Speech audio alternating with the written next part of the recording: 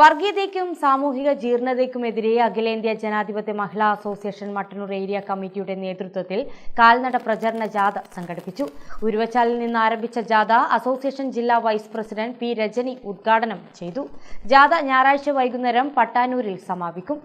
സ്ത്രീകളെല്ലാം തന്നെ ഇത്തരം വിഷയങ്ങളിൽ വളരെ ശ്രദ്ധാപൂർവം വീക്ഷിച്ചുകൊണ്ട് വ്യത്യസ്ത ഘട്ടങ്ങളിലായി വിവിധ സംഘടനകൾ ഈ മൂല്യച്യുതിക്കെതിരെയെല്ലാം തന്നെ സമരങ്ങൾ നടത്തി വരികയാണ്.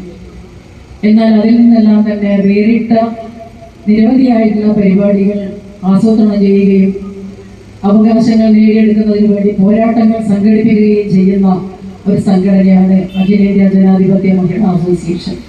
സ്ത്രീകളുടെ അവകാശങ്ങളെല്ലാം തന്നെ നമ്മുടെ ഭരണഘടനയിൽ വളരെ കൃത്യമായി നിർവചിക്കപ്പെട്ടിട്ടുണ്ടെങ്കിലും ആ അവകാശങ്ങളൊന്നും തന്നെ നൽകുന്നതിന് വേണ്ടി ഇന്നത്തെ ഭരണാധികാരികൾ തയ്യാറാകുന്നില്ല എന്നത് വളരെയധികം ചർച്ച ചെയ്യപ്പെടുന്ന ഒരു അന്തരീക്ഷം കൂടിയാണ് ഇപ്പോൾ നമുക്ക് കാണാൻ വേണ്ടി സാധിക്കുന്നത്.